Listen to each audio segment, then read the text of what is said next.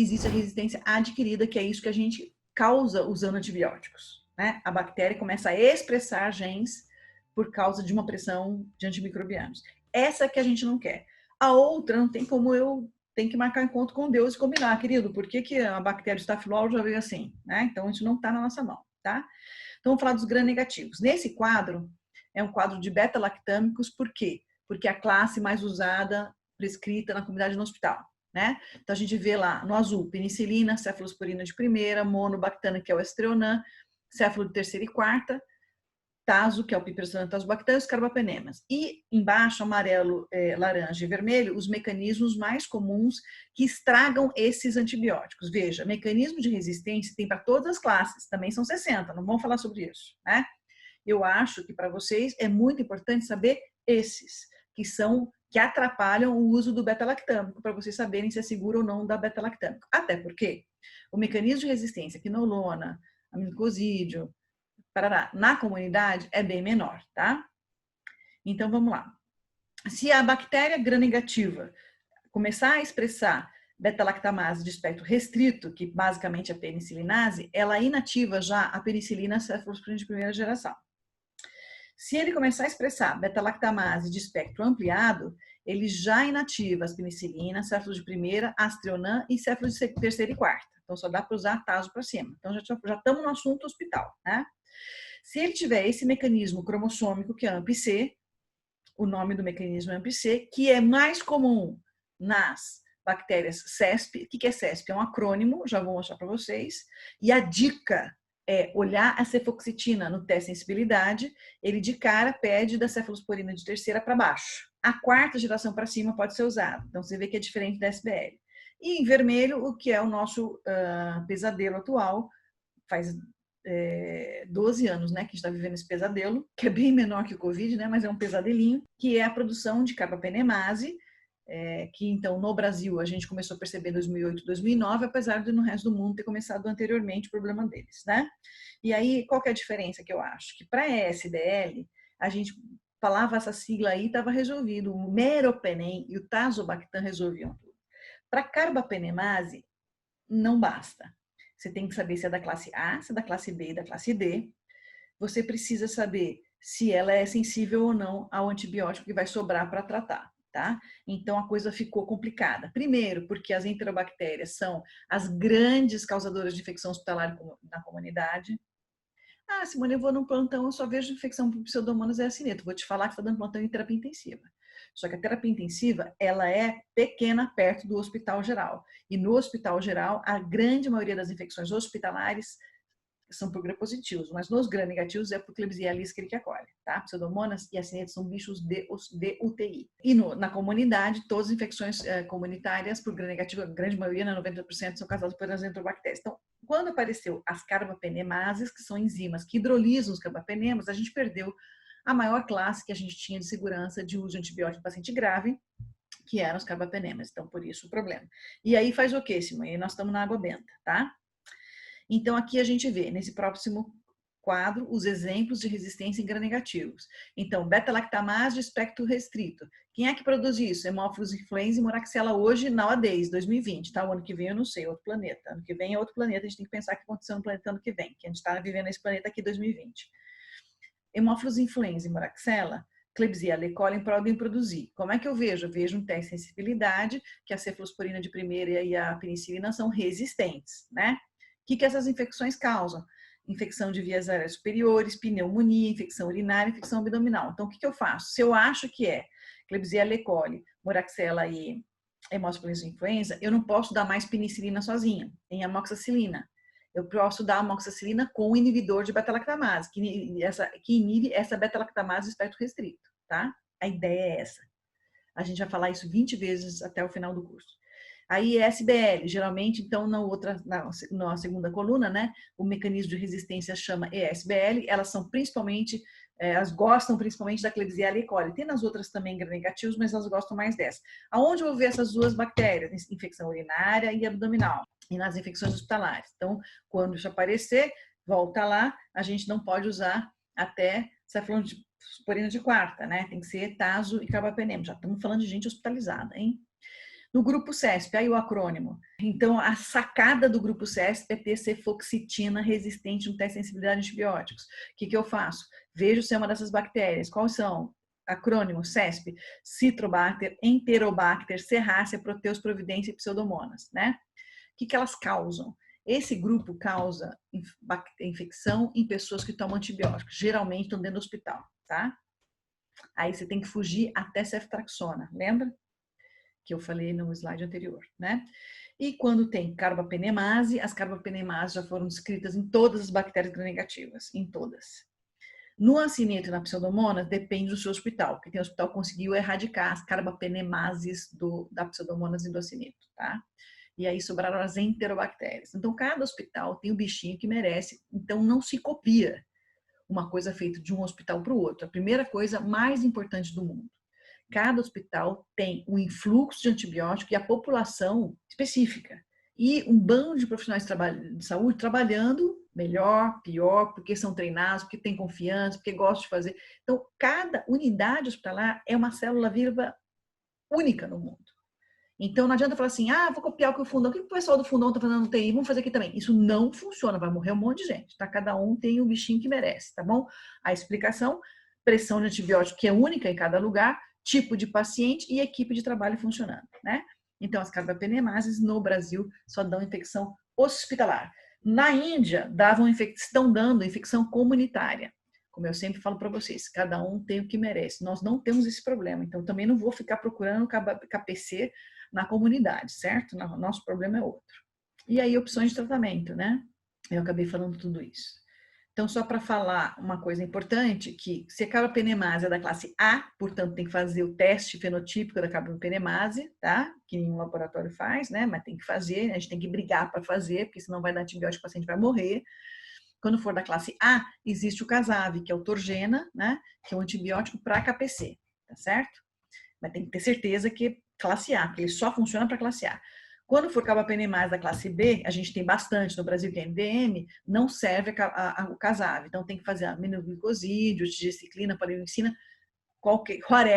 whatever que seja sensível, né? Então é importante saber se é MDM ou não. Quando é da classe D, você tem que saber se é sensível ao Casav. Se for sensível ao Casav, a gente tem que pode usar Casav, né? A mais comum é Oxa 48. Então, só para lembrar, até hoje a gente não encontrou nenhuma cepa de KPC resistente a Casav no Brasil, porque essa resistência é por mutação e ela é mais frequente no KPC3, que não é o KPC no Brasil, no Brasil a gente tem o KPC2 e o KPC3 que tem essa mutação, tá? Então, como eu falei, cada um tem o bicho que merece. Agora, a Oxa 48 não está tão estudado no planeta, então você vira essa bactéria na sua frente, então uma enterobactéria com carbapenemase da classe D, tipo Oxa 48, você precisa ver se é sensível ou não. Tem teste, disco, whatever, mas tem que fazer a gente tem que fazer o fenotípico da enzima. Diferente de quando a gente chamava SBL, que pra gente, se era SBL, tem CTXN, tanto whatever, tanto fazia, porque a gente dava meropenem mesmo, porque tinha um antibiótico. Então, quando surgiu um antibiótico para carbapenemase, a gente não vai precisar mais fazer esse teste enzimático, né?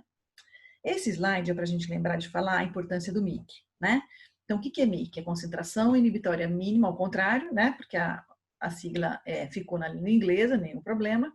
Então, esses tubinhos, então a gente vai diluindo o antibiótico e quando parar de crescer a bactéria inoculada, ali é o MIC preciso daquela bactéria, daquele antibiótico para aquela bactéria, tá? O sistema de automação que a gente tem em todos os hospitais brasileiros, eles fazem um MIC aproximado que é bastante bacana, tá?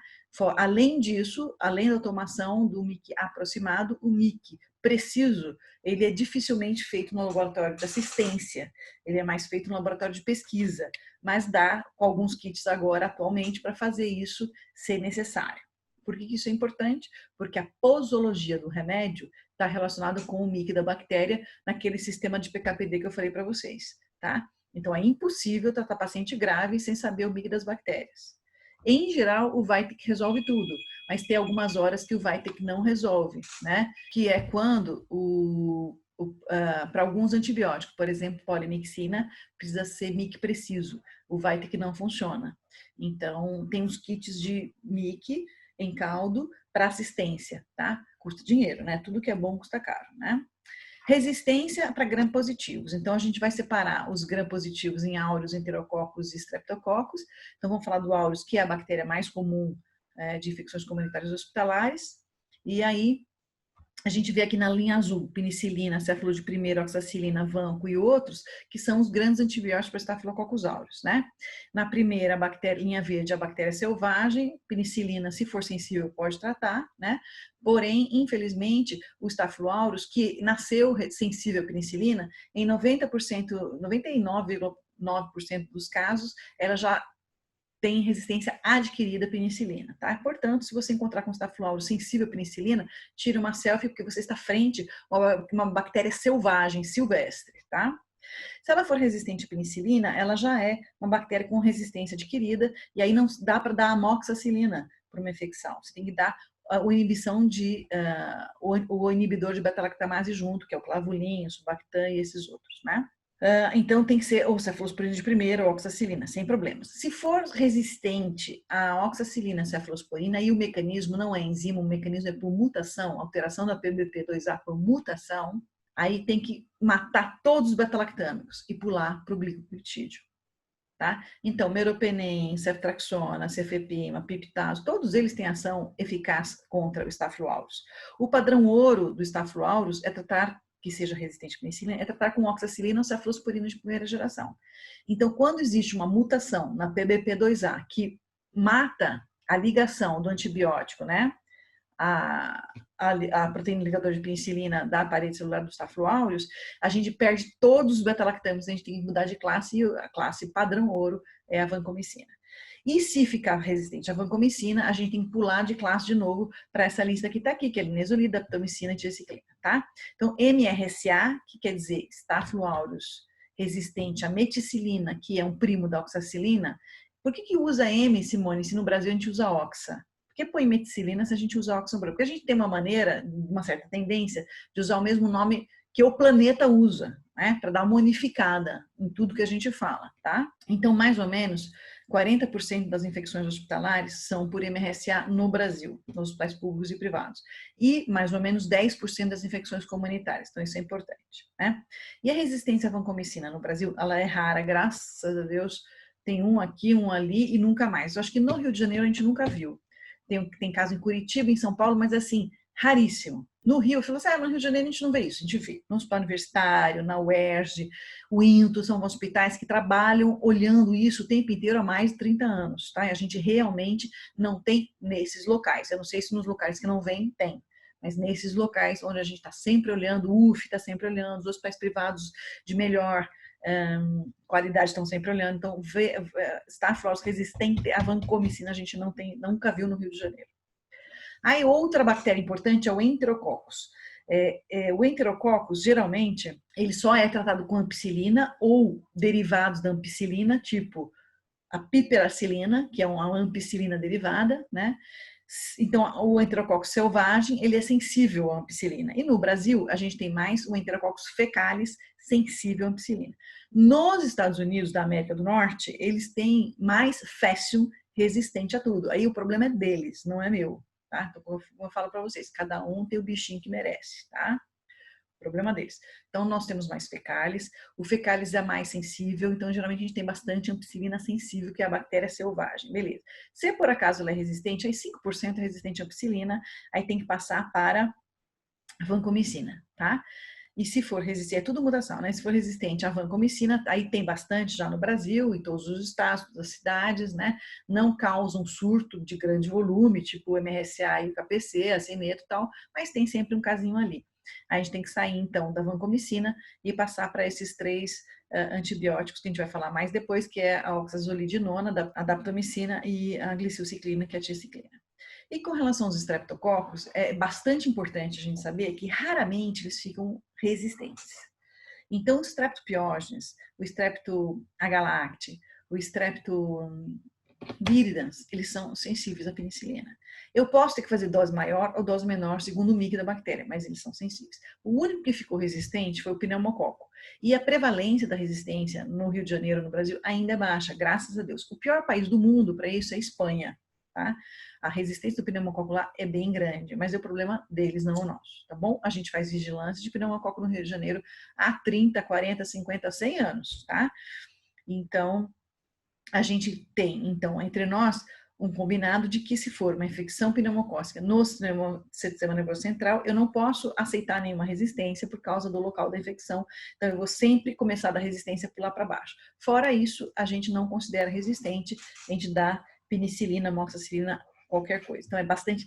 Então, por exemplo, eu tenho infecção de repetição opiógena na minha garganta, pode tomar amoxicilina 100 vezes, que ele não fica resistente, tá? Eu já tinha dado esse exemplo antes, né? É o curso de atualização de antibióticos. Aprenda o que você sempre quis saber e o que acabou de mudar. E o mais bacana é que a nossa professora é uma referência no cenário nacional. Então, no ATB, você vai aprender como interpretar a classificação das bactérias pelo resultado do GRAM. Isso vai ser super importante enquanto o resultado da hemocultura não sai. Qual a microbiota específica de cada parte do corpo e como isso interfere na sua escolha do antibiótico. Como e quais antibióticos você precisa ajustar para a disfunção hepática e renal. Quais antibióticos não podem ser feitos na gestante e na criança. Qual a lógica global para a escolha do antibiótico, seja em casos graves, casos de sepse, casos ambulatoriais. O que está por trás disso? Uma mesma lógica que unifique esse tema para você. Os principais efeitos colaterais de cada antibiótico, que são clássicos, e que uma vez que apareçam, você tem que suspeitar do antibiótico. Quais os mecanismos de resistência mais comuns? ESBL, MARSA, carbapenemase, enfim, muitos outros. E como a gente pode tratar de maneira adequada essas resistências. Como você interpreta um antibiograma e usa adequadamente o MIC. De uma maneira bem prática, qual o antibiótico mais indicado para tratar empiricamente uma infecção da comunidade, nos seus diversos sistemas. O que fazer como esquema alternativo em caso de alergia? Quais são as novidades no tratamento das infecções em cada sistema, né? Respiratório, urinário, infecções abdominais, o que tem de mais novo. Um tema super relevante, que é como é que você lida e trata as infecções hospitalares, que habitualmente são por germes mais resistentes. Uma carta na manga, uma coisa extra, que é como você usa o antibiótico inalatório para as traqueobronquites. Um resumo para vocês dos principais antibióticos para as bactérias mais perigosas, pseudomonas, acineto, ERC, MARSA, VRE, SBL. As drogas penetram melhor em cada tecido, tecido ósseo, tecido pulmonar, tecido prostático, por exemplo. Quais antibióticos precisam e quais não precisam de dose de ataque. Como fazer a profilaxia cirúrgica adequada. Bem, se a gente tem uma certeza nessa vida, é que durante o nosso plantão, seja em CTI, seja em emergência, durante a nossa prática do PSF, a gente vai ter que prescrever antibiótico. Portanto, esteja preparado, porque a diferença entre o sucesso e o insucesso, seu e do seu paciente, estão nos detalhes.